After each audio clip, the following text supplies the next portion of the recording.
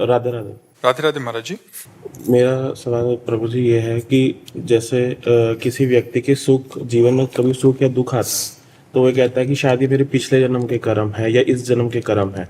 क्या उसका जो साथी होता है, जीवन साथी होता है, उसके वो आया ही है कर्म के संयोग से। वो जीवन साथी ही बना है कर्म के संयोग से। तुम्हारा शुभ कर्म उसका शुभ कर्म सुख प्रकट करेगा, तुम्हारा अशुभ कर्म उसका अशुभ कर्म दुख प्रकट करेगा। दोनों को भोगना पड़ेगा। तुम शुभ में हो तो उसको भी शुभ, और वो अशुभ में है तो तुम भी अशुभ, क्योंकि जीवन साथी बना ही वो पूर्व जन्म के कर्म के संस्कार के संयोग से है। क्या जैसे मालूम मेरी वाइफ है, उनको ना कैंसर की प्रॉब्लम है, वो यहीं पे ही है जी। तो कभी कभी लगता है क्या पिछले जन्म के कर्म थे या इस जन्म के कर्म थे। मेरा सवाल ये है कि क्या मेरे कुछ ऐसे कर्म थे जी उनको ये कष्ट झेलना पड़ रहा है? नहीं नहीं, तुमको कष्ट झेलना पड़ रहा है क्योंकि तुम्हारे भी कर्म ऐसे पीछे के थे कि तुम्हारी पत्नी के शरीर में कैंसर हुआ। वो कैंसर से पीड़ित हो, तुम उससे पीड़ित हो। उसमें जो कैंसर आया उससे तुम पीड़ित हो। पैसा खर्चा होगा, बार बार मृत्यु का चिंतन होगा, कहीं ऐसा ना हो कि बार बार बिछुड़ने का शोक होगा। तो ये आपको ये कर्म के फल स्वरूप है। और आज यहाँ पे आके ये पता चल गया कि बिना राधा रानी की कृपा से वृंदावन के कोई दर्शन नहीं कर सकता, क्योंकि मेरा कोई प्रोग्राम नहीं था, बट किस तरीके से कृपा बनी मैं उनके साथ। हाँ बिल्कुल बिल्कुल। राधा रानी जी से एक बार ये कह दीजिए वो जल्द से जल्द ठीक हो जाए। नहीं, ये तो हम इसलिए नहीं कहते, हम ये कहते हैं कि जो विधान हो राधा राधा कहते हुए भोग लो।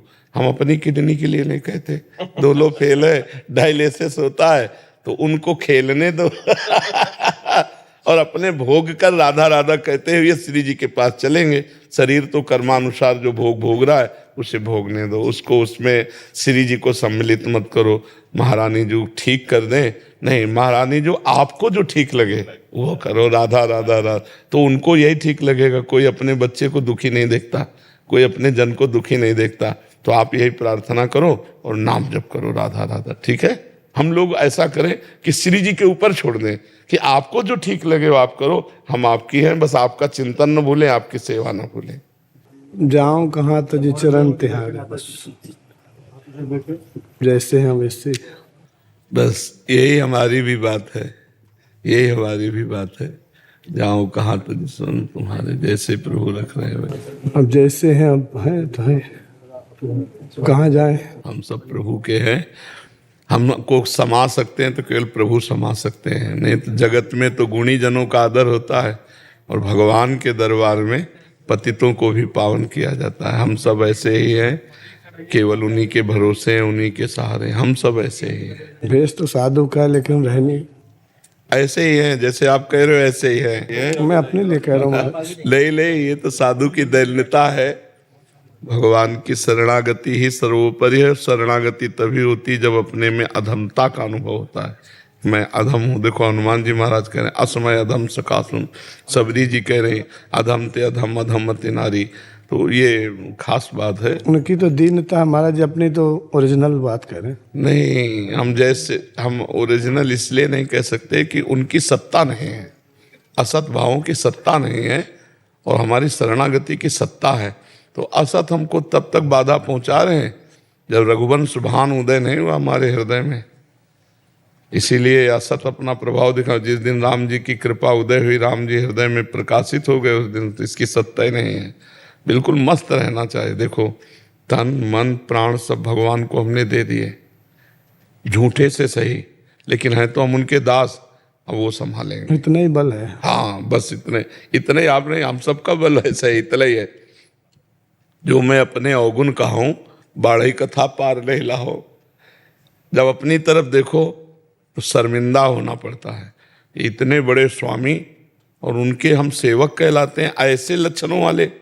और जब प्रभु की तरफ देखो, उनकी कृपा, उनका दुलार, उनका स्वभाव, तब लगता है कि जीवन धन्य है। क्योंकि हम जैसे भी हैं प्रभु के हैं, और ऐसे स्वामी हमारे स्वामी हैं, तो हम अभागे होते हुए भी धन्य है हमारा जीवन। अभाग्य इस बात का कि ऐसे स्वामी के होते हुए हम अपनी एक भी वृत्ति किसी वस्तु व्यक्ति स्थान को दें, ये हमारा दुर्भाग्य है। ऐसे रूपवान, ऐसे गुणवान, ऐसे करुणा में, ऐसे महामहिम अखिल कोटि ब्रह्मांडों के साहब उनका चिंतन छोड़कर हम और कोई चिंतन करें, ये हमारा भाग्य है, ये हमारा दुर्भाग्य है। लेकिन ये सौभाग्य भी उदय हो गया कि ऐसे होते हुए भी स्वामी ने हमें स्वीकार किया है। अगर वो स्वीकार ना किए होते तो ये सब हमारा दासत्व उनके लिए नहीं। दासत्व है तो हम जब भरत जी अपनी तरफ देखते तो कदम लड़खड़ाते, और जब सिया राम जी के स्वभाव की तरफ देखते तो उत्साह संपन्न होकर चल पड़ते। तो हमें अपनी तरफ देखना बंद करना है, हमें इष्ट की तरफ देखना है, तभी हमारा हृदय आनंदित। महाराज पिछले कार्तिक में आया था ना, तो बहुत घबराहट वाले बताए थे आप, तो फिर बोले थे कोई संत की सेवा बने, गुरुजी की पादुका पधरा और मंत्र जप करो। तो फिर गुरुजी ने निवेदन किया, तो गुरुजी ओरिजिनल पादुका तो नहीं दिए, वो कपड़े में अचार पादुका पधरा के और दिए और बोले इनको रखो। तो मैं ऐसे करता हूँ, तो उससे मेरे को बहुत लाभ हुआ। जो घबराहट होती थी ना, वो अब नहीं है, और मतलब अच्छा भाव, संतों के प्रति सेवा भाव, वो लाभ हो। और नाम निरंतर चलाना, हाँ वो छोटा है। हाँ, उसको अभ्यास में लाओ, जबान से करो। और आपके प्रवचन में सुना कि जहाँ 10-20 बच्चे होंगे ग्वाल वाल, वहाँ कन्हैया होगा, तो फिर यहाँ बच्चों का थोड़ा सा सेवा किया हमने। नहीं ठीक, हलवा पूड़ी साग परसों, और बहुत आनंद आया उसको, बच्चों को खिला के बहुत आनंद आया। ज्योति पारिक जी। श्री हरिवंश महाराज जी। महाराज जी ये कह रहे हैं कि जब भी वृंदावन आना होता है, ये महाराज जी काफ़ी जन जो वृंदावन से प्रेम रखते हैं उनका प्रश्न है कि जब वृंदावन आना होता है तो यहाँ आते हैं तो फिर यहाँ से जाने का मन मतलब बिल्कुल दुखी हो जाता है यहाँ से जाने के लिए। इस परिस्थिति में खुद को कैसे संभालें, क्या करें महाराज? हाँ, ये मानकर किसका, ये मान करके कि नरक स्वर्ग अपवर्ग आस नहीं त्रास है, जा राखो ता रहो मान सुखरा। श्री जी हमारा बस तो नहीं है, हमारा बस हो तो हम आपको छोड़ करके वृंदावन को छोड़कर जाना ही नहीं चाहते। पर आपने जो सेवाएं दी है, जो गृहस्थ धर्म का पालन बताया है, तो हैं आपकी ही, हूँ वृंदावन की ही, चाहे वो कलकत्ता में रखे चाहे अमेरिका में रखे। ऐसे बहुत से भक्त हैं जो वृंदावन के अनन्य हैं, उपासक हैं, और देश विदेशों में रह रहे। तो हमें ये मानना है कि जहाँ हमारी स्वामिनी रखें, जैसे रखें वैसे मुझे रखना है। हाँ, तो श्री जी से रो के कहो, जिनको वृंदा विपिन है, कृपा तिनय की होए, वृंदावन में तभी तो राम पाइए सोए। अपने लोग बहुत रोए हैं तब वृंदावन मिला, ऐसा थोड़ी वृंदावन मिला है। वृंदावन वास कठिन मेरी माई, श्री जी कृपा करे तो हम लोग ऐसा थोड़ी आज तुम देख रहे हो सुख में बैठे वृंदावन, नहीं। 20 वर्ष ऐसे वृंदावन वास हुआ, खाने को नहीं, रहने को नहीं, बोलने को नहीं, शरीर किडनी फेल, भारी कष्ट सहते हुए। अब भगवान की कृपा हुई तो उन्होंने बदल दिया, सिस्टम बदल दिया, वो सब व्यवस्थाएं हो। तो भगवान श्री जी जब कृपा करें तो ही वृंदावन वास मिले, नहीं वृंदावन वास पैसे के बल से नहीं रहा जा सकता। ये श्री जी करनी जो मैं श्री राधिका कृपा बिन सबके मनन अगम। संतोष शर्मा जी हाथरस से। राधे राधे महाराज जी। महाराज जी मन विचलित है, मेरे पति 2 साल पहले पधार गए, मैंने बहुत पूजा पाठ की, मेरे को विश्वास था कि मैं पहले जाऊंगी, बट ऐसा नहीं हुआ। जिसकी आयु जितनी है जब है उतना ही किसका है प्रश्न। हाँ, तो माता जी अब जिसकी आयु जितनी है उतना ही तो टिकेगा। अब ऐसा थोड़ी कि हम पूजा पाठ करके ऐसा सोचे कि हम पहले मर जाएंगे, ऐसा नहीं। जिसकी आयु जितनी उतना ही है।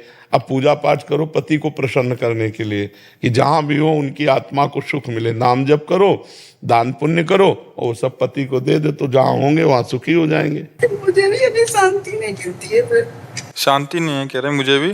नाम जप नहीं करोगी तो शांति कहाँ से मिल जाएगी? नाम जप करने से भगवान की शांति मिली। नाम जप करते हो? नहीं, और करो। है जो बनता है मुझे वो करती। बनता क्या, आप जाने वाली हो, खूब अच्छे से नाम जप करो। वहीं पहुंचना है तो खूब नाम जप करो। वहां पति से जाके राधे राधे कहोगे कि हम भी आ गए, और अगर नाम जप नहीं करोगे तो जगह बदल जाएगी। अब भगवान कैसे रास्ता मेरा साफ हो? रास्ता कैसे साफ होगा? ये अपने जीवन का कैसे कटेगा? जीवन का कि मेरा नाम का सहारा मुख में है, राम नाम, राम तेरे हाथ में, बंदे तू अकेला ना ही राम तेरे साथ में। और भगवान जिसके साथ में उसका रास्ता साफ ही होता है। और भगवान का चिंतन नहीं करोगे तो तुम भी चली जाओगी, न स्त्री हो न पुरुष, फिर नरक आदि भोग कर पता नहीं किस योनि में जाओगी। कह रहे कर्म में लिखा था ऐसे। कर्म में लिखा था। मैंने तो बहुत अगरबत्ती भी लगाई थी, वो अगरबत्ती पूजा पाठ किया था। वो आगे मिलेंगे। आप पीछे की खेती अब भोग रहे हो, अब जो बो रहे हो वो आगे मिलेगा, तत्काल थोड़ी मिलता है। बस यही आपकी कृपा बनी रहे बच्चों पर। हाँ, नाम जप करो मैया, नाम जप, राधा राधा राधा राधा, खूब नाम जप करो जी। डॉक्टर ज्योति रावत जी। महाराज जी जब कोई बच्चा संसार में जन्म तो स्वस्थ शरीर में लेता है, किंतु बाल्यावस्था में ही किसी बीमारी या दुर्घटनावश जो स्वस्थ शरीर में लिया जन्म उसने, बाद में जाके दुर्घटना हो गई या एक्सीडेंट हो गया, उसका जो मानसिक शारीरिक उसको कष्ट हुआ, ये भी उसके पूर्व के प्रारब्ध का बिल्कुल कर्म है बिल्कुल बिल्कुल। गर्भ में भी लोग कितने बच्चे होते हैं कि बीमार होते हैं, गर्भ में ही नष्ट हो जाते हैं, तो उनका पूर्व का प्रारब्ध है, वो आए और अशुभ कर्मों का गर्भ में भोग भोगा और मर करके चले गए। कोई निकला तो निकलते ही मर गया, कोई थोड़ा महीना 2 महीना बाद मर गया, कोई साल 2 साल बाद मर गया, कोई जवानी में मर गया, कोई बुढ़ापे में मरा। अपने अपने कर्मों का भोग यहाँ भोगना है। जो अधिक कष्ट होता है तो कहीं उनका अंतिम जन्म तो नहीं ऐसा कि जी जैसे विकलांगता हो गई तो जीवन भर हम भोग रहे हैं उसको, तो जितना हमने भोग लिया था इतना स्टॉक जमा कि अगर करोड़ों बार विकलांग हो तो भी नहीं खत्म होगा। संचित कर्म का जो स्टॉक जमा है वो अनंत जन्मों का जमा है, उसमें आग लगानी होगी भजन करके। जब भगवान का भजन किया जाता है तो संचित भस्म हो जाता है, जो क्रियाण नए हो रहे हैं वो निष्फल हो जाते हैं, उसका प्रभाव हमको भोगना नहीं पड़ेगा। और जो भोग आया प्रारब्ध उसको सहने की सामर्थ्य आ जाती है। भगवान के भजन के बिना चाहे लाखों बार भोगो, ऐसा थोड़ी है कि वो भोग करके भगवान को प्राप्त हो जाएगा, नहीं, कदापि नहीं। भगवान के चिंतन के बिना भगवान की प्राप्ति नहीं होगी। अवश्य में भोक्तव्यम कृतम कर्म शुभाशुभम, तो शुभ अशुभ कर्म का ये चक्र तभी समाप्त होगा जब भगवान का भजन होगा। दुर्गा शंकर द्विवेदी जी। जी श्री हरिवंश महाराज जी। महाराज जी, श्री राधा नाम जप कर केवल उनकी भक्ति की जाए और किसी भगवान से रुचि हटना पाप तो नहीं है? बाकी अगर हट जाए तो हर छोटी छोटी बातों में श्री जी का आश्रय लेना गलत तो नहीं है? ये तो बहुत बढ़िया बात है बच्चा। हर छोटी छोटी बात में श्री जी का आश्रय लेना, यही तो उत्तम भक्ति का लक्षण है। अच्छा बच्चा, इतना पहले समझो, एक तत्व के सिवा कोई दूसरा तत्व नहीं। विराट भगवान का स्वरूप संपूर्ण विश्व ब्रह्मांड सब वही है। तो जैसे तुम्हारे हाथ को छुए तो तुम्हें छुआ, पैर को छुए तो तुम्हें छुआ, मस्तक को छुए तो तुम्हें छुआ, पीठ को छुए तो तुम्हें छुआ, मतलब सर्वांग है ना। तो पूरा ब्रह्मांड सब भगवान का स्वरूप है विराट में। तो जितने देवी देवता चर अचर ये सब भगवान में वास करते हैं। तो अगर हम अंबा मान के पूजा करें तो उसी भगवान की पूजा हो रही, राधा मान के पूजा करें तो उसी भगवान की पूजा हो रही, कृष्ण शिव भैरव जो भी उसी भगवान। भगवान 10-20 नहीं है, उनके रूप अनंत है। हरि अनंत, हरि कथा अनंता। तो जब हम राधा राधा करें तो उसी भगवान की पूजा कर रहे हैं, सब भगवानों की, तो कभी नाराज नहीं होंगे वो, क्योंकि तत्व एक है, रूप अनेक है, तत्व तो एक ही है। समझ पा रहे हो आप? महाराज जी, मैं चित्रकूट से हूँ जी। चित्रकूट में राम नाम मतलब ज्यादा वो है। तो जैसे मंदिर है, कामतानाथ जी हैं, परिक्रमा पहले जाता था जी। तो 1.5 साल पहले मैंने आपका सत्संग देखा फोन पे जी। तो उसमें फिर ठाकुर जी मिलाया आपकी कृपा से, ठाकुर जी की सेवा की। फिर 84 जी का देखा, आपके 84 जी निरंतर चलती रही, नाम जब छूट गया था महाराज। और फिर 2 महीना पहले नाम जब मैंने पकड़ लिया, निरंतर चल रहा। और देखो श्री जी सिया जी भी है, सिया जी भी श्री जी है, कोई और थोड़ी। जो इधर प्रिया जो है उधर सिया जी है, इधर श्याम जो है उधर राम जी है, एक ही लीला है, कोई और थोड़ी प्रभु। खूब है महाराज जी, इतनी है कि हर काम बनते चले जा रहे हैं जिसकी कल्पना नहीं की जा सकती महाराज। हाँ, मंगल भवन है ना प्रभु, प्रभु मंगल भवन श्री जी समझ। कभी मन से ये लगता है महाराज जी कि जितना मुझे दे रहे हैं श्री जी, उतना मैं नाम जप नहीं कर पा रहा। हाँ बिल्कुल ऐसा लगना चाहिए, और खूब जप करो, और कभी अभिमान न करना, दैन्य रहना। और अगर कभी बुरा भी अपना होने लगे तो भी प्रसन्न रहना, क्योंकि अभी शुभ कर्म का योग चल रहा है। कभी अशुभ कर्म का योग आवे, घाटा होने लगे, तिरस्कार होने लगे, तो भी डिगना नहीं, और वो थोड़े दिन में खत्म हो जाएगा। खूब नाम जप करते रहे। सुखराय दास जी, बंसीबट से। राधे राधे महाराज जी। राधा वल्लभ श्री हरिवंश। गुरुदेव, आपको दंडवत प्रणाम। गुरु जी, जब से आपसे जुड़े हैं तब से हमारा बहुत परिवर्तन हुआ है। आपका सत्संग सुनना और लोगों को मोबाइल द्वारा सुनवाते हैं। महाराज जी, जो गुरु ने मंत्र दिया और आपने राधा वल्लभ श्री हरिवंश दोनों एक साथ कर सकते हैं क्या? 20 साल पहले मुझे पता नहीं था। आज जो है वो महाराज जी, इनका भाव है कि इस जन्म की भक्ति से क्या एक और जन्म मनुष्य का मिल सकता है? जो आशा करोगे तो मिल जाएगा, आशा नहीं करोगे तो नहीं। इसी जन्म में हो जाएगा यदि भजन करोगे। देखो, भगवान के सिवा कोई वृत्ति हमारे अंदर जब नहीं उठेगी तो हमारा जन्म नहीं होगा। निरंतर भगवान का चिंतन तो काम हो गया। अगर वृत्ति कहीं जा रही किसी व्यक्ति पर, किसी वस्तु पर, किसी स्थान पे, और उसी समय हमारे प्राण निकल गए तो हमारा जन्म हो जाएगा। भरत जी महाराज चक्रवर्ती सम्राट पद छोड़ करके गंडकी नदी के पावन जल में स्नान करके एकांत पर्णकुटी में भगवान का चिंतन करते, पूजन करते। एक दिन एक गर्भवती हिरनी जल पीने के लिए, और वो जल में ही खड़े थे, तो सिंह ने दहाड़ मारी, तो भयभीत होकर उसने छलांग लगाई, तो उसकी योनि से उसका बच्चा जल में गिर गया। गर्भवती थी। भरत जी ने देखा कि वो पार गिर करके मर गई, तो सोचा इस बच्चा तो प्रवाह में मर जाएगा, उसको उठा लिया। दया तो संत के हृदय में होती है। अब वो एकांत कुटिया में, अब वो इतने आसक्त हो गए, छोड़ देना चाहिए 2-4 दिन में, पर वो इतने आसक्त हो गए, उसे छोड़ा नहीं, तो अगला जन्म हिरण का हुआ। भरत जी का भागवत में पढ़ के देख लो। तो यदि भगवान के सिवा और किसी वस्तु, व्यक्ति, स्थान का हमारे हृदय में चिंतन होता है तो जन्म पक्का है, और यदि निरंतर भगवान का चिंतन होता है तो अभी जीवन मुक्त हो, अगला जन्म होगा ही नहीं। समझ रहे आप? हाँ, तो खूब राधा राधा राधा वल्लभ श्री हरिवंश, राधा वल्लभ श्री हरिवंश ऐसा जपो। कुछ समय गुरु मंत्र का माला जप लो और फिर हर समय नाम जप करो। राधा नाम तो गुरु जी चलता ही रहता है। और जो है यही बंसी पढ़ से दीक्षा ली थी, लेकिन अब वहाँ पर थोड़ा आना जाना कम कर दिया। हाँ ठीक है, भजन करो, भजन। कभी निंदा मत करना, किसी की निंदा मत करना, गुरुजनों की तो करे ही ना, अपने को बचा के रखो। अगर निंदा करोगे तो भजन करते हुए भी आप भगवत प्राप्ति नहीं कर पाओगे। एक भी संसार में कोई ऐसा व्यक्ति ना हो जिससे हमारा द्वेष हो, द्रोह हो, फिर गुरुदेव से तो होना ही नहीं चाहिए। हमारी मन नहीं बैठ रहा, हमारी बात नहीं बन रही, तो हम दूरी होकर उनको प्रणाम करके भजन करें। हम जहाँ रहेंगे गुरु जी वहीं चिंतन आपका करें। हाँ बस बस बस, पर उनकी निंदा न करें। हाँ, मृगनयनी पांडे जी फरीदाबाद से। राधे राधे।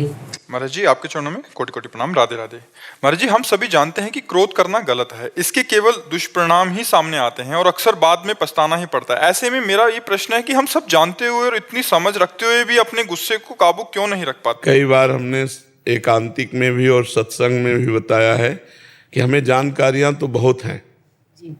एक केवल यही जानकारी मात्र नहीं कि क्रोध से परिणाम अच्छा नहीं होता, काम से भी नहीं होता, मोह से भी नहीं होता, लोभ से भी नहीं होता, राग द्वेष से भी नहीं होता, पर हम अपने को रोक नहीं पाते।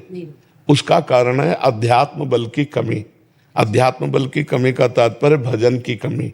यदि हम नाम जप करें और भजन करें, वो तपस्या से भी नहीं रुकता। तपस्वियों में भी क्रोध देखा गया, लेकिन जब प्रेम हृदय में आ जाता है तब क्रोध नहीं होता। मीरा जी ने कभी अपने जहर पिलाने वाले पर भी गुस्सा नहीं की, नहीं ना। मीरा जी के चरित्र को पढ़ के आप देखो, बड़ी बड़ी महाभागवत देवियां हुई हमारे भारत में, कभी उन्होंने क्रोध नहीं किया। क्यों? क्योंकि भजन और प्रेम में डूबी हुई। अगर उनको किसी ने मारा, उनको कष्ट दिया, तो भगवान का विधान मान के चुपचाप सह लिया, कभी पलट का जवाब नहीं दिया। सखुबाई का चरित्र देखो, बांध करके उनको पीटता था उसका पति, वो महान भक्ता थी, तो भगवान के लिए उन्होंने हर कष्ट सहे। तो हम जब हृदय में हमारे ज्ञान प्रकट हो जाएगा, सब में भगवान, तो क्रोध नहीं आएगा। उमा जे राम चरण रत विगत काम मद को निज प्रभु में देखें जगत के ऐसन करें विरोध, तब क्रोध नहीं आएगा। या हमारा हृदय भगवान के प्रेम में डूबा होगा तो क्रोध नहीं आएगा। तो हम इतना नाम जप करें कि हमारा हृदय भगवान के प्रेम में डूबे। प्रेम की इतनी शीतलता होती है कि काम क्रोध उसे छू भी नहीं सकते। तो वो हृदय, आपने सुबह कहा था ना सत्संग में कि एक प्रतिज्ञा लो, तो मैंने कोशिश की ये प्रतिज्ञा लेने की। हाँ बिल्कुल, कि ना आए मेरे। हाँ, जब क्रोध आवे तो मौन हो जाओ, जी, दांत से दांत बांध के नहीं बोलना, मुझे नहीं बोलना, नहीं तो गुस्सा आएगा तो फिर बोलना, और फिर बोलते बोलते पूरा शरीर उसी क्रोधावेश में हो जाता है। जी, तो शांत रहो, नाम जप करने लगो जब क्रोध आवे, और मौन हो जाओ। कशिश मिश्रा जी पुणे से। महाराज जी आपके चरणों में दंडवत प्रणाम। महाराज जी, मन क्या है, चित्त क्या है? मन और चित्त में क्या अंतर है? कोई अंतर नहीं, एक मन ही 4 अंतःकरण कहा गया। निश्चय करने के कारण उसे बुद्धि कहा गया, चिंतन करने के कारण उसे चित्त कहा गया, क्रिया को स्वीकार करने के कारण अहंकार कहा गया, और संकल्प विकल्प करने के कारण मन कहा गया। एक मन ही 4 रूपों में विराजमान है। ये मन भगवान का स्वरूप है। इंद्रियाणाम मनश्चास्मि, इसीलिए चित्त वासुदेव में कहा गया है। तो मन भगवान का स्वरूप है, ये जब तक भगवान में नहीं लगेगा, प्रकृति में लगेगा तो दोष ही दोष पैदा करेगा, और जब परमात्मा में लगेगा तब निर्दोष हो जाएगा। तो मन को भगवान ने कहा मन मना भव मद भक्तो माद्याजी माम नमस्कुरु, तुम अपना मन मेरे में लगा दो, मन को मेरे में लगा दो, बस ये बात मान लो, भगवान में मन को लगा दो, अभी सब ठीक हो जाएगा। अब कोशिश तो इसी बात की साधक करता है कि मन भगवान में लगे, नहीं लगता है तो बार बार लगाने का अभ्यास करता है, तो अभ्यास से वो मन पर विजय प्राप्त कर लेता है। भोगों से वैराग्य और अभ्यास, अभ्यास और वैराग्य के द्वारा मन पर विजय प्राप्त की जाती है, और जब मन निर्विषय हो जाता है तो वही भगवान का स्वरूप है। इंद्रियाणाम मनश्चास्मि भगवान ने कहा है। समझ पा रहे आप? अरे थोड़ा हाँ, समझो, नाम जप करो, नाम जप करो, नाम से सब ठीक हो जाएगा। सुखविंदर जी फैजलका से। राधे राधे गुरु जी। राधे राधे महाराज जी। गुरुजी, आपके प्रवचनों से बहुत लोगों ने बुरे काम और मीट अंडा शराब छोड़ दिया है। आपका गुरु के प्रति जो प्यार है और आपका प्रचार सबको प्रभु की तरफ लेकर जा रहा है। महाराज जी, मैं आपसे प्रार्थना करना चाहता हूं कि आप एक बार श्री हरमंदिर साहिब, अमृतसर दरबार साहिब और डेरा राधा स्वामी व्यास जी पधारे महाराज जी। वृंदावन से हम कहीं जाते हैं नहीं, अखंड वृंदावन बस, कहीं नहीं। हमारे पंजाब में भी चरण डाल दो एक बार। अब वो एक सन्यास होता है, क्षेत्र सन्यास कहते हैं, कि हम वृंदावन से नियम हो जाता है ना, तो उस नियम से युक्त है कि वृंदावन से बाहर नहीं जा सकते। किसी आपसे लव हो गया जी, प्यार हो गया जी।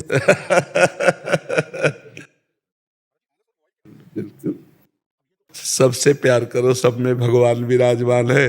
नहीं गुरु जी, आपसे ज्यादा ही हो गया जी। गोवर्धन की जैसे आप परिक्रमा जाते हैं जी, तो वो भी वृंदावन के अंतर्गत ही आता है। जी जी, हमारा वृंदावन 20 कोस है।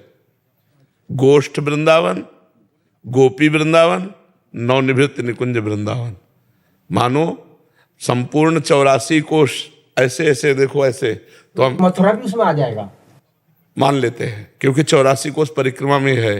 तो हम जैसे जाते हैं तो बरसाने जाते हैं, नंदगांव जाते हैं, गिरिराज जी जाते हैं, इधर बंसी बट, मानसरोवर, यही हमारा इतना ही जाना है। मरना मंजूर है, बाहर जाना मंजूर नहीं। स्नेहल ठक्कर जी। राधे राधे। राधे राधे महाराज जी। महाराज जी, आपके चरणों में कोटि कोटि प्रणाम। महाराज जी, मेरा एक प्रश्न है कि मानस जी की सुंदरकांड की चौपाई, जिसमें विभीषण जी प्रभु श्री राम जी से कहते हैं कि उर कछु प्रथम वासना रही, प्रभु पद प्रीति सरित सो वही। महाराज जी, इसमें भविष्य जी का क्या भाव है? जो लात मारा रावण ने ना,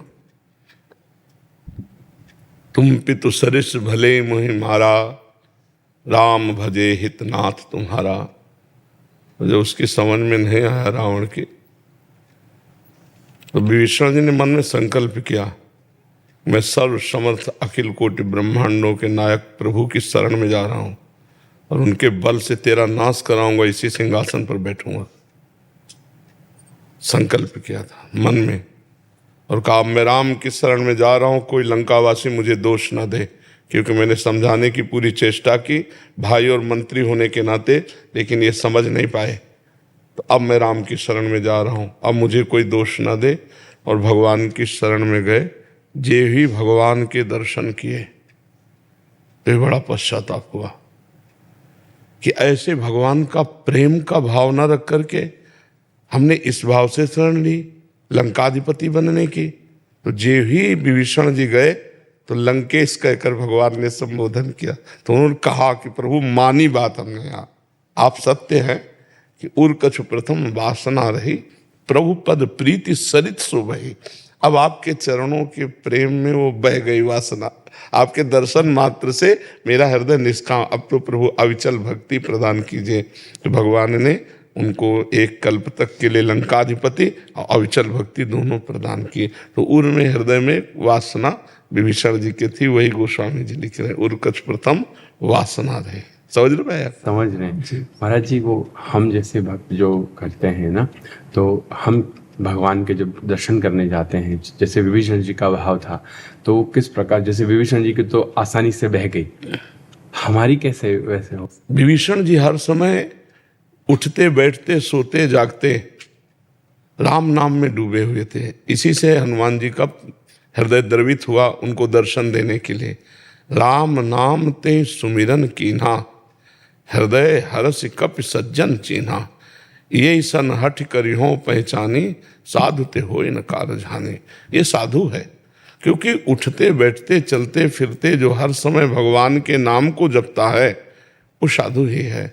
और नाम का ऐसा प्रभाव है कि नाम मन को निर्वासनिक कर देता है। विभीषण जी ने तो भगवान के दर्शन किए, तो भगवान से भी अधिक सामर्थ्य भगवान के नाम में है।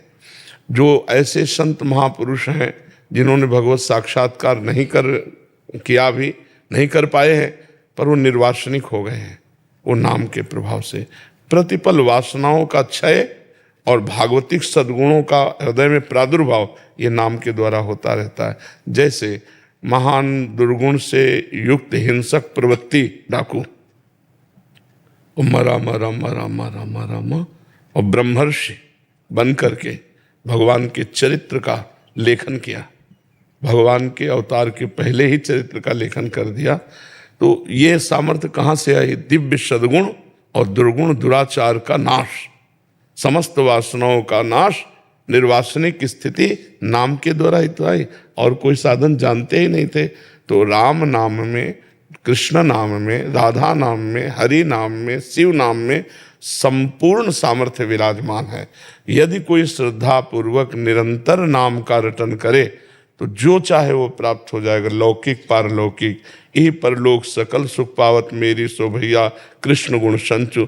जो भगवान के गुणों का गायन करते हैं, लीला का चिंतन करते हैं, नाम जप करते हैं, सातरति सा लोकांतार्यति, वो स्वयं तर जाते हैं, समस्त लोकों को तार देते हैं। मम भक्ति युक्तो भुवनम पुनातु, मेरी भक्ति से युक्त लोकों को पावन कर देता है।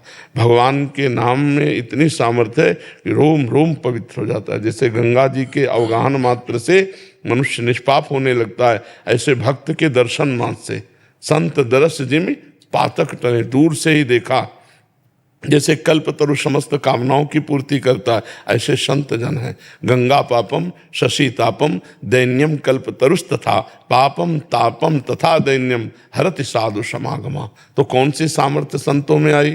वो भजन से आई।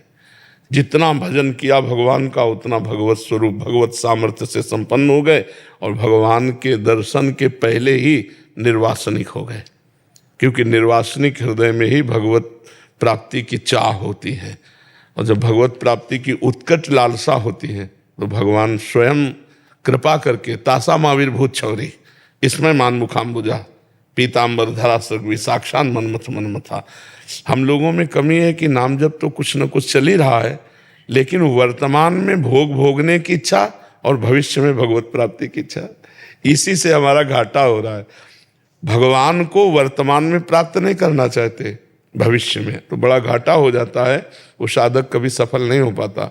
जो वर्तमान में भगवान के लिए विकल है तो फिर वो आगे बढ़ जाता है। वर्तमान में मुझे नहीं चाहिए, नहीं खान पान ते भावे है, नहीं कोमल वसन सुहावे, सब विषय लगे ते खारा है, हरि आशिक का मग्न है। दीक्षा शर्मा जी जम्मू कश्मीर से। श्री हरिवंश महाराज जी। महाराज जी प्रणाम। महाराज जी, सत्य को खोजने की तलाश में एक जगह से कुछ प्राप्त हुआ और दूसरी जगह से कुछ और, पर अब भी ऐसी स्थिति उत्पन्न हो गई है कि कुछ भी जानने की जिज्ञासा खत्म सी हो गई है। अब ऐसा लगता है कि जहां हैं वहीं बैठे रहें और कुछ भी ना करें, बस बैठे रहें ध्यान में। क्या ऐसी मनोदशा? कहाँ बैठे रह सकता है कोई क्रिया किए बिना एक पल नहीं रह सकता, एक क्षण नहीं रहता। तो शांत कहाँ? शांत तो स्वरूप है, शांताकारम तो स्वरूप है। शांतम शाश्वतम अप्रमेय मनघम, ये तो हमारा स्वरूप है, हमारे इष्ट है। हम देह भाव से कभी शांत रह सकते हैं? प्रकृति को मैं में जोड़ करके कभी कोई शांति प्राप्त कर सकता है? अशांत, ये प्रकृति है। सूक्ष्म शरीर प्रकृति है, कारण शरीर प्रकृति है, और हम परमात्मा स्वरूप हैं, ब्रह्म स्वरूप हैं। हम अपने स्वरूप को ना जानकर प्रकृति से देहाभिमान करके और हम सोचते हैं शांत बैठे, असंभव। प्रकृति कभी शांत रहने ही नहीं देगी और परमात्मा कभी अशांत नहीं होने देता। परमात्मा में स्थित कभी अशांत नहीं हो सकता और प्रकृति में स्थित कभी शांत नहीं हो सकता। तो बच्चा अब तुम देखो कहाँ स्थित हो।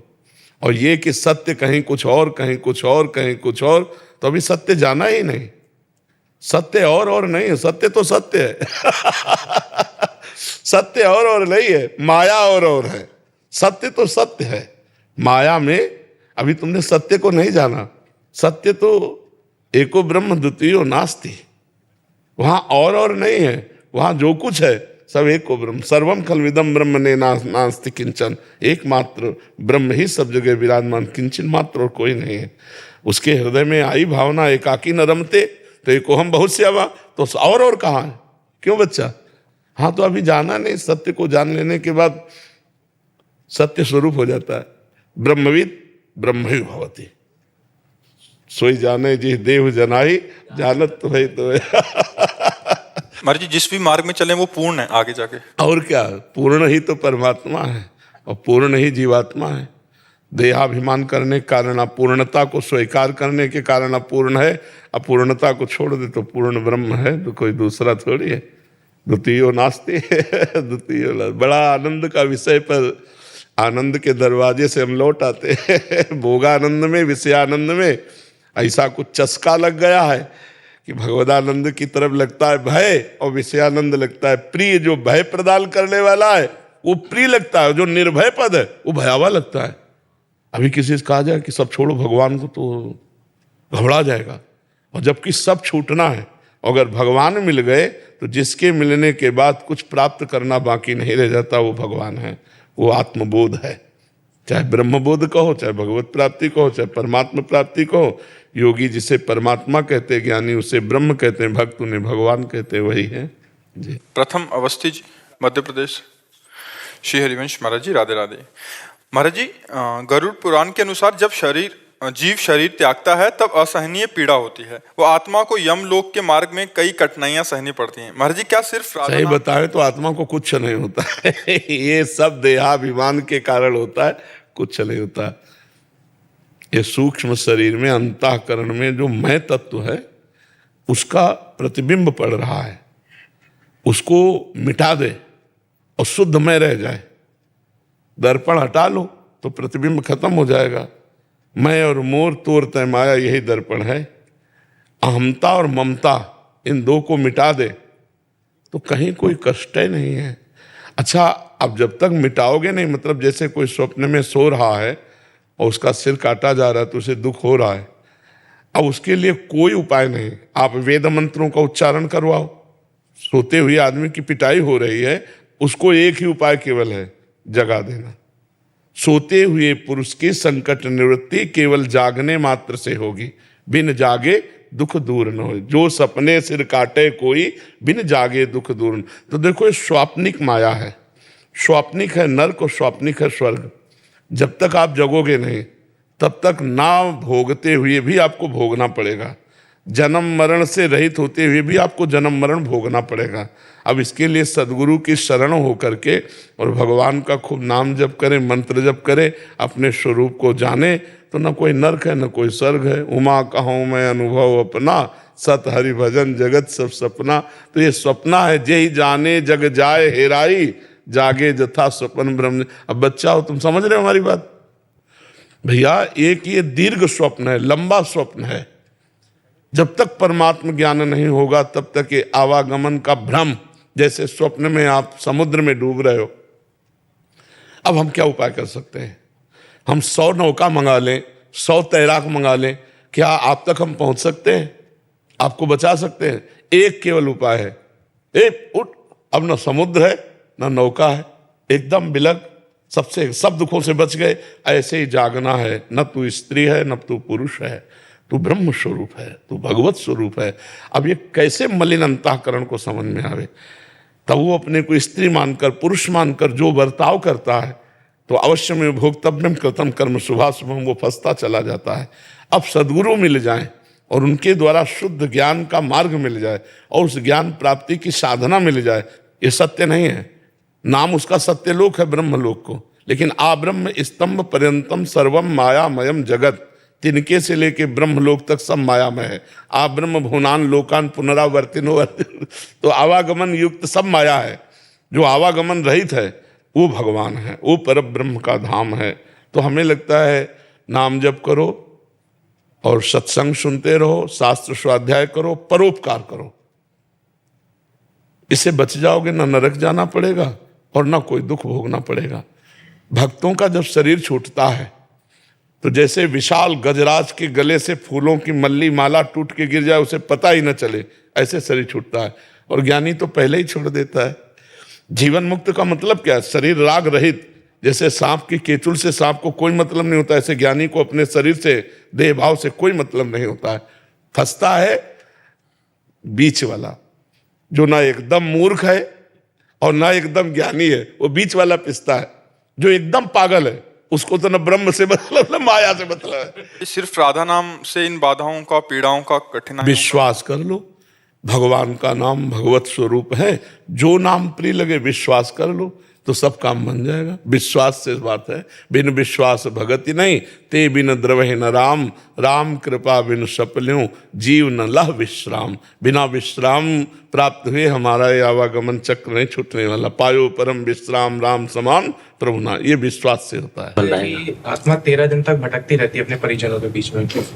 अरे हम कह रहे 13 दिन नहीं, 13 कल्प तक भटकती विश्राम का प्राप्त होता है। विश्राम तो भगवान के चरणों में। ये सब छोड़ो, परम विश्राम की बात करो। भगवान के चरणों का आश्रय लो, भगवान का चिंतन करो। इसी जन्म से मिटा दो आवागमन। अभी अवसर है, मनुष्य जन्म को पूरा अवसर है। अभी जितनी श्वासें हम इतने में भगवत प्राप्ति कर लेंगे। मान लो हम एक बार बोले राधा और मर गए तो हमें भगवत प्राप्ति हो जाएगी। अंतामति सुगति। हम हर श्वास में भगवान का चिंतन करें और अगर हमारा श्वास आखिरी है तो हमें भगवत प्राप्ति हो जाएगी। ठीक है। महेश पुरोहित जी राजस्थान से। महाराज जी राधे राधे, आपके चरणों में कोटि कोटि प्रणाम। गुरु जी, इस सृष्टि में क्या किसी का भला करना गलत बात है? क्यों बाद में पछताना ही पड़ता है भला करके? क्योंकि आप थैंक यू चाहते हो भला करके, इसलिए पछताना पड़ता है। यदि आप थैंक यू ना चाहें तो नेकी कर दरिया में डाल, हमें आपसे क्या मतलब? हमने आपको पानी पिला दिया, आपकी प्यास बुझ गई। अब इसके हमारी स्वार्थ बुद्धि बदले में नमन चाहती है, बदले में नमस्कार चाहती है, धन्यवाद चाहती है। तो ये गलत बात है। सच्चा परमार्थ है, सच्चा हित है कि हम उसका हित कर दिया और हमें थैंक यू की विचार है। समझ रहे ना? आप करके देखो, आनंद यहाँ हृदय में शीतलता आ जाएगी।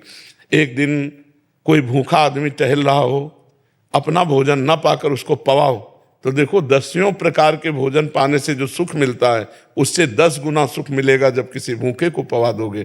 लेकिन अगर तुम्हारे अंदर ये चाह है कि हमारे पैर छुए तो वो शीतलता नहीं होगी। भूखे के पैर छू के पवा दो, मेरे भगवान आज मुझ पर कृपा करके इस रूप में आए तो दियम वस्तु गोविंदम तुभ्यमेव समर्पये, तो हृदय शीतल हो जाए। ठीक है। पर जी ये इच्छा क्यों रहती है, सम्मान की इच्छा? देह भाव, सारी इच्छाएं देह भाव में है और स्वरूप में कोई इच्छाएं नहीं। स्वरूप अकाम है और देह भाव से युक्त होकर कभी अकाम नहीं हो सकता। प्रकृति में स्थित होकर कभी इच्छाएं समाप्त नहीं हो सकती, कभी नहीं, किसी की नहीं, कितना भी भोग ले। हाँ, और जब भगवान में स्थित होता है तो कोई इच्छा ही नहीं रह जाती। जा ही न चाही कबहु कछु, तुम सन सहज सने बसो निरंतर तासुर शोराउर निजगे। जिसे कुछ चाह नहीं रहती वो परमात्मा आनंद में स्थित रहता है, और जो चाह से युक्त है वो माया में स्थित रहता है। और चाह कभी पूर्ण नहीं होती। जो भोगो वो और इच्छा, इसको भोग लो, इसमें नहीं मिला सुख, इसको भोग लो। परमात्मा का अंश प्रकृति के भोग से कभी तृप्त नहीं हो सकता, परमात्मा में ही तृप्त होगा। जैसे केवट जब भगवान के चरण धो रहा है तो अति आनंद उमगी अनुरागा, चरण सरोज पखारन लाग। अति आनंद, आज तक वो आनंद प्राप्त नहीं हुआ। एक गरीब केवट है और भगवान सियाजू की रत्न जटित अंगूठी दे रहे, सियाजू की, तो कह रहा है, मना कर दिया। अब कछु नाथ न चाहिए मोरे, दीन दयाल अनुग्रह, बहुत काल में कीन मंजूरी, आज दीन सब विधि भरी पूरी। आपके चरण मिल गए, जिनके प्राप्त करने के बाद कोई चाह नहीं रहती, वो है भगवान। प्रकृति के भोग के महाराज ययाति अपने पुत्र की 1000 वर्ष की जवानी और वृषपर्वा की पुत्री शर्मिष्ठा और शुक्राचार्य की पुत्री देवयानी से कभी तृप्त नहीं हुए, भोग करते हुए अपनी आयु तो भोगी, अपने पुत्र की आयु भी भोगी। तब उन्होंने लिखा, भागवत में लिखा है कि एक पुरुष को संपूर्ण स्त्रियां, जौ धान्य सब दे दिया जाए और वो भोगे तो भी वो तृप्त नहीं हो सकता। ये माया है। परमात्मा का अंश प्रकृति के भोग से कभी तृप्त नहीं हो सकता। अनिच्छा तो एकमात्र भगवान को प्राप्त करने पर होगी, नहीं तो इच्छाएं बढ़ती ही जाएंगी। जितनी इच्छा करो वो बढ़ती ही चली जाएंगी, वो कभी तृप्त होने वाला नहीं। जी प्रणाम महाराज जी। महाराज जी, ये जो आजकल बच्चों में एक ऑनलाइन गेम खेल कर एक जो बहुत खतरनाक है, बहुत खतरनाक, मतलब बर्बाद हो गया, इससे 10,000 ले लिया, उससे 15 बहुत खतरनाक है। बिल्कुल नहीं खेलना चाहिए, बिल्कुल नहीं। ये जो उसमें एडवर्टाइज आती है कि उसने 1 मिनट में 1 करोड़ जीते, ये बिल्कुल बेकार की बातें हैं। बिल्कुल ये द्यूत कीड़ा है, जुआ है। जब धर्म का अवतार महाराज युधिष्ठिर को 12 वर्ष का वनवास और 1 वर्ष का अज्ञातवास हुआ, तो और जीव तो साधारण जीव हैं। महाराज नल को भी, नल दमयंती को भटकना पड़ा। ये द्यूत कीड़ा बहुत खतरनाक है। गेम का मतलब द्यूत कीड़ा ही तो है। दांव लगाओ, जीते तो जीते, नहीं हार गए। और हारना ही है, कोई बिरला ही ऐसे जीता, वो भी हार गया, क्योंकि 1 करोड़ रुपया आएगा तो दिमाग में विषय भोगों की प्रति लालसा बनेगी, कोई भगवान के प्रति थोड़ी बनेगी। तो हमें लगता है कि इससे अब लो नशानी अब ना नशे हो, आज तक खेला बंद कर दो है। अब तो बर्बादी हो गई महाराज जी। हाँ बिल्कुल नहीं, बहुत से बच्चे बर्बाद हो गए, बहुत से। इसमें बहुत से हम सब बच्चों से प्रार्थना करते हैं जो अभी इस खेल में नहीं फंसे, कभी खेले नहीं, और जो खेल में फंसे उसे छोड़ दें। ये मत सोचे कि गेम के द्वारा हम पूर्ति कर लेंगे। जितना हार गए, इसका जुआ का खेल का क्या है ये कि अब की बार क्या लगा दूं, अब की बार अगर ये बेच करके लगा दूं तो शायद गेम पलट जाए, पीछे वाले कवर हो जाए। हाँ, वो ऐसे वैसे ही लिखा कि इस बार 50 लगा देता हूँ, सारा एक साथ में ले लूंगा, तो वो भी गए। कुछ नहीं। द्यूत कीड़ा से किसी को सफलता नहीं मिली, इसलिए भाई अब बंद कर दो। मेहनत करके जिसके कर्जा लिए उसको वापस कर दो। निराश मत हो, उसकी मत सोचना, क्योंकि ये गेम ऐसे हैं कि कई बच्चों ने कर लिया। अब वो देखते हैं कि अब कैसे वो कर्जा, आप कर्जा जिनसे लो वो थोड़ा गर्म दल से बात करते हैं, अब वो आदमी कहाँ से दे, तो फिर वो सोचता है कि अब क्या करूं। ये नहीं, कार में चलने वाले लोग, जो धनी लोग हैं वो बर्बाद हो गए। तुम तो गरीब आदमी हो, किसान आदमी हो, क्यों? तो इसलिए कितना कर्जा होगा? 1.5 लाख ऐसा है। मेहनत करो, कमा कर 500 रुपया लेबरी के रोज मिलते, तो अब इधर उधर कुछ गंदी बात सोचना नहीं और छोड़ो गेम खेलना और मेहनत करके उसको दे दो, ठीक है? और प्रसन्न मन से रहो, मेहनत की कमाई से सुखी रहोगे बच्चा। ये गेम एम जुआ हुआ गंदी बातें, इससे नहीं बात बनती, ये सब दुख देने वाले होते हैं। कशिश मिश्रा जी पुणे से। महाराज जी, आलस और मोबाइल के अधिक प्रयोग पर जीत कैसे पाया जाए? अब ये तो हाँ, इसमें तो अपने को देखो, अभ्यास इसमें भी, नींद, भोजन, बोलना और भोग, इनको आप जितना चाहो बढ़ा सकते हो, जितना चाहो घटा सकते हो। भोजन को थोड़ा थोड़ा कम करते जाओ, तो जो आदमी 35 रोटी खा सकता था वो 1.5 रोटी पे जीवन व्यतीत कर रहा है और स्वस्थ है। 35, जब साधना में तो 1.5 रोटी पे अब जीवित है, और 35 रोटी पाने वाला। भोजन कम किया गया। जो 7 घंटे 8 घंटे सो सकता है और 3 घंटे में अपने आप को 24 घंटे में 3 घंटे सोकर पूरा काम चला लेता है। बोलने का अभ्यास बहुत होता है, मौन रखना बहुत कठिन होता है। कम बोलो, कम सो, कम खाओ और भजन करो तो आलस से खत्म हो जाएगा। और जब भजन में रुचि होगी तो मोबाइल में क्या देखे, सब झूठी बातें हैं।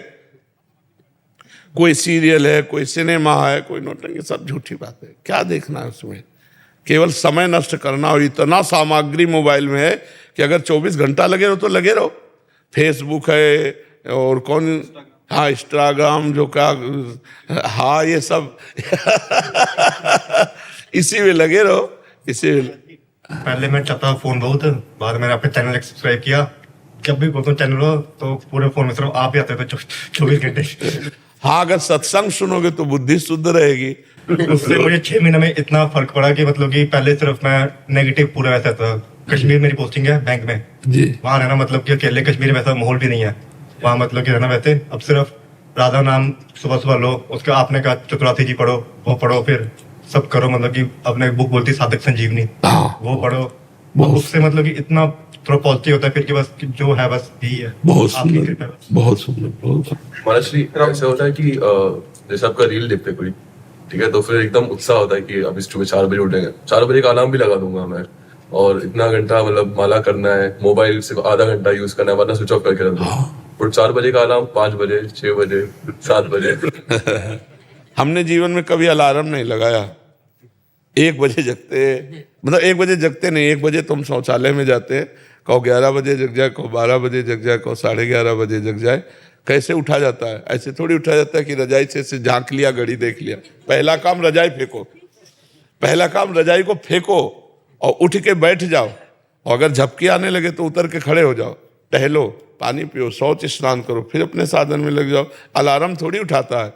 अब और हम कह रहे हैं कि आप संकल्प करके लेटो कि मैं 3:30 बजे उठूं, तो आप देखोगे आपकी आंख खुलेगी और घड़ी में देखोगे 3:30 बजे।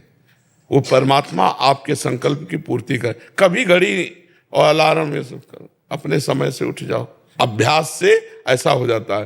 तो इसके लिए थोड़ा मेहनत करनी पड़ेगी कि अब जैसे अलार्म बजा, सुना तो तुरंत उठ जाओ, एकदम उठ जाओ, बिल्कुल आलस्य मत करो। ऐसा करो, पहले बिस्तर से हटो, रजाई फेंक दिया, बाहर हो गए, और फिर एकदम मुंह आदि धो करके फिर नाम जप करने लगो, जो अपनी दिनचर्या में लग जाओ। 4 बजे तो बहुत कम है, 4 बजे तो यहाँ सत्संग शुरू होता है। लोग रोड में रात्रि में कैसे खड़े रहते हैं, तो पूरी रात भर लोग खड़े रहते हैं। तो हमें लगता है अगर हम अभ्यास करें तो हो सकता है, ठीक है। और मोबाइल का हम ये नहीं कह रहे कि आप बिल्कुल घंटा आध घंटा नियम रखें, हर समय मोबाइले में चिपना। आजकल तो ऐसे लोग कि गाड़ी भी चला रहे हैं तो मोबाइल का प्रयोग कर रहे, मरोगे और मारोगे। गाड़ी चलाते समय मोबाइल का बिल्कुल प्रयोग नहीं करना चाहिए। ऐसे में लगे तो कहाँ 1 सेकेंड में सामने वाला तुम्हें ठोक देगा या तुम सामने वाले को ठोक दोगे। मोबाइल बहुत अच्छी चीज है, बहुत बुरी चीज है, दोनों बातें। अच्छी चीज है कि आप अच्छे उसमें से चैप्टर ले सकते हो, प्रसंग ले सकते हो, समय पर आप किसी को फोन कर सकते हो। बचाव पक्ष में बहुत है और फंसाव पक्ष में भी बहुत है। तो इसलिए विवेक का प्रयोग करो, अच्छा ग्रहण करो, बुरा का त्याग कर दो, अभ्यास युक्त रहो, जिससे आपकी नींद आदि नियत समय पर हो जाए। कै बजे सोते हो? जब आप उठते हैं। जब आप उठते हैं तब से। वैसे तो भले आदमी 5-6 बजे भी उठ जाते हैं, कोई तो 11-11 बजे तक सोते हैं। तो कोई 2:30 बजे उठने वाले भी बड़े हैं, नहीं दोपहर को 2:30 बजे उठने। तो फिर नहा धो के खा के फिर सो जाए। महाराज जी बट यहाँ पे आके नींद ही नहीं आई, यहाँ पे 3 से नींद आई नहीं बिल्कुल भी। हाँ, दिव्य धाम है भगवान का यार। जिनकी दिनचर्या कुछ ऐसी रहती है प्रभु, जैसे दिनचर्या ऐसी रहती है कि हम पशु चिकित्सक हैं तो हमें लेट हो जाता है, 9 बज जाता है कभी कभी फील्ड में, तो हमें सोने में 10-11 बज जाते हैं सुबह, इसलिए विलम्ब हो जाता है। तो 11 बजे सो जाओ, 12, 1, 2, 3, 4, 5, 6 घंटा केवल नींद पर्याप्त है साधक के लिए। तो अगर आप 5 बजे उठ जाओ तो दिनचर्या चल पड़े। बहुत सुंदर दिनचर्या। अभी देखो 7:15 बजे हैं, अभी लग रहा है कि सूर्योदय होने वाला है। नहीं, अब लग रहा है कि सूर्योदय होने वाला है। तो हमें लगता है अगर 5 बजे भी उठ जाओ तो पर्याप्त है। 6 घंटा सोना चाहिए गृहस्थ आदमी को। साधु महात्माओं को 3 घंटा 4 घंटा जितने में निपटा ले। फोन आने लगता है इमरजेंसी केस का, हम लोग तो ऐसे उठ जाते हैं 5 बजे। पशु परेशान जो रहते हैं उनके पास बिल्कुल नाम जप करते हुए और आप पशु सेवा में जाओ, बहुत बढ़िया है। एक हमारा प्रश्न है जी कि कभी कभी हमें कुछ ऐसे पशुओं का इलाज करना पड़ता है जिनका पशुपालक बस मांस भक्षण है और उनके लिए करते हैं, तो क्या उनकी हमें इलाज करने में कभी कभी लगता है हम अप्रत्यक्ष रूप से पाप के भागीदार तो नहीं हो रहे हैं? लेकिन आप तो उसके रोग निवारण के लिए जो गए हैं, वो हत्या के लिए पाल रहे हैं, स्वस्थ करके उसका मांस खाना चाहते हैं। लेकिन आपका उद्देश्य ऐसा नहीं है। आपका उद्देश्य केवल पशु को स्वस्थ करने का है। आपको आगे की बात नहीं सोचनी है। आपके पास मन में बड़ा व्यथित होते हैं कि हम इसको यहाँ बचा रहे हैं लेकिन आगे चल के इसको और हाँ, पर आगे की बात ना सोचो। वर्तमान के प्राप्त सेवा को आप केवल उस समय देखो कि इस समय इस पशु को मुझे बचाना है, मेरा कर्तव्य है इसे दुख रहित करना। आगे भगवान जाने। कहीं भी फोन आवे तो आप पहले उस पशु में भगवान देखिए और उस पशु को स्वस्थ करने की भावना कीजिए। यदि हम ऐसा सोचें कि इसको कल कोई मारेगा तो आज ही हम मार रहे हैं, क्योंकि हमें सूचना मिल गई कि वो रोग से ग्रसित है और हम नहीं गए तो वो तो कल मारता, आज हमने मार दिया। हम जाकर आज उसे बचाएंगे, कल भगवान जाने उसका परिणाम क्या होगा, है नहीं। हर जीव का परिणाम अपना है, तो इसलिए ऐसे विचार के द्वारा हम उस जीव की सेवा करते हैं। आगे का केस भगवान संभालें कि वो हत्या करेगा कि क्या करेगा। हम वर्तमान को देखकर उसको दुख निवृत्त कर देते हैं। महाराज जी, आप अमिताभ बच्चन है ना, उनके हम शक्ल हैं। हाँ बिल्कुल, टू काफी तो लगते ही है, बिल्कुल। प्रणाम करता हूँ आपको। मैं एक बात बताना चाहता हूँ कि अभी कोविड हुआ था पीछे 2019, 20, 21 में, तो उस वक्त क्या था कि काफी लोग जो है परेशान थे, और जो लोग जैसे मरीज है मतलब लास्ट स्टेज पर है, आखिरी एडवांस स्टेज पर है, तो उन्हें लगता था कि अभी हमारी डेड बॉडी घर पे जाने वाली है। तो उस वक्त मैंने क्या किया कि उन लोगों को एक डर था, तो मैंने उस डर को बाहर निकाला और मैंने कहा कि भाई साहब, मैंने नाम नहीं लिया मेरा अमिताभ बच्चन करके, मैं शशिकांत पिडवाल हूँ, लेकिन उनको लगा कि मेरी शक्ल सूरत देख के अमिताभ बच्चन जी है। बिल्कुल लगता है सूरत देख के। तो मैंने कहा कि देखिए, एक वक्त ऐसा था कि मैं बीमार था और पूरी दुनिया जो है मेरे लिए दुआ मांगती थी, और आज आप बीमार हैं और मेरा कर्तव्य है कि मैं आज आपके लिए दुआ मांगने वाला हूँ। तो आप बिल्कुल चिंता मत कीजिएगा, डॉक्टर साहब जो दवाई देते हैं आप दवाई लीजिएगा और भगवान का नाम लीजिएगा, आप बिल्कुल स्वस्थ हो जाएंगे। मैं भी शाम को जब भगवान के पास बैठूंगा तो मैं आपके लिए प्रार्थना करूंगा, आप बिल्कुल चिंता मत कीजिएगा। तो गुरुदेव, ऐसा हुआ कि 4-5 दिनों में वो उत्साह बढ़ता है ना, उत्साह बढ़ा, और उनके अंदर एक अच्छी प्रेरणा आ गई और वो घर चले गए। और फिर कलेक्टर साहब, उनके स्कॉर्पियो फोन आने लग गए कि आप जो कर रहे काम बहुत अच्छा कर रहे हैं, आप कंटिन्यू कीजिएगा। तो उस वक्त से जब भी कभी भी कोई मरीज होता है, कैंसर पेशेंट होते हैं, मैं उनके पास जाता हूँ तो उनसे बातें करता हूँ, उनको कुछ मोटिवेशनल कविता बोलता हूँ कि जैसे लहरों से डर कर नौका पार नहीं होती, लहरों से डर कर नौका पार नहीं होती, कोशिश करने वालों की कभी हार नहीं होती। नन्ही चींटी जब दाना लेकर चलती है, नन्ही चींटी जब दाना लेकर चलती है, चढ़ती दीवार पर 100 बार फिसलती है। मन का विश्वास रगों में साहस बढ़ता है, चढ़कर गिरना, गिरकर चढ़ना न कभी अकरता है। आखिर उसकी मेहनत बेकार नहीं होती, कोशिश करने वालों की कभी हार नहीं होती, करने वालों की कभी हार बहुत सुंदर। तो ऐसे कई सारे जो वृद्धाश्रम होते हैं, कई सारी ऐसी बेटियां हैं जी अंध है जी, उन्हें दिखता नहीं है, तो उनके पास मैं जाता हूं तो ऐसी कुछ मोटिवेशनल कविता है, कुछ फिल्मों के गीत हैं, तो मैं प्रस्तुत करता हूं तो खुश हो जाते हैं। तो सर, मेरा ऐसा मानना है कि जीवन में जितने भी लोग हैं मैं सबको हंसाते रहूं जी, बिल्कुल, और उसी में मेरी मृत्यु हो जाए। बिल्कुल, दूसरों को सुख देने की भावना ही परमात्मा प्राप्ति का बहुत बड़ा साधन है। दूसरों को खुशी दे सके, दूसरों को सुख दे सके, दूसरे के हृदय को रिझा सके, यही तो बात है। भगवान ने बड़ा अच्छा किया है कि वो तो सब जगह पहुंच नहीं सकते, तो आप तो पहुंच सकते हैं। मैं आपके लिए 2 लाइनें हैं कि उगता हुआ सूरज दुआ दे आपको, उगता हुआ सूरज दुआ दे आपको, खिलता हुआ फूल खुशबू दे आपको। हम तो कुछ देने के काबिल ही नहीं, हम तो कुछ देने के काबिल नहीं, लेकिन देने वाला हजारों हजारों दुआ दे आपको, हजारों हजारों दुआ दे आपको। गुरुदेव, मैं चाहता हूं, मैं ये काम कर रहा हूं, मेरे लिए क्या आदेश है? अगर आप बीच बीच में भगवान के नाम को भी सुमिरन कराते जाएं तो और बात बन जाए। आपकी बात उस मरीज को, उस व्यक्ति को, उस असहाय को भगवान के नाम का भरोसा मिल जाए तो इस संसार समुद्र से पार हो जाए। गजराज को हरि नाम ने बचाया, द्रौपदी की इज्जत को भगवान गोविंद के नाम ने बचाया। यदि राम नाम, गोविंद नाम, हरि नाम आप किसी को प्रेम से कि मेरे नाते से 5 बार कह दीजिएगा, एक बार 5 बार कह दीजिएगा, और जब रोज 5 बार कहते रहना तो मैं तुम्हारे साथ रहूंगा, तो साधारण जीवों को असाधारण वस्तु आप दे देंगे।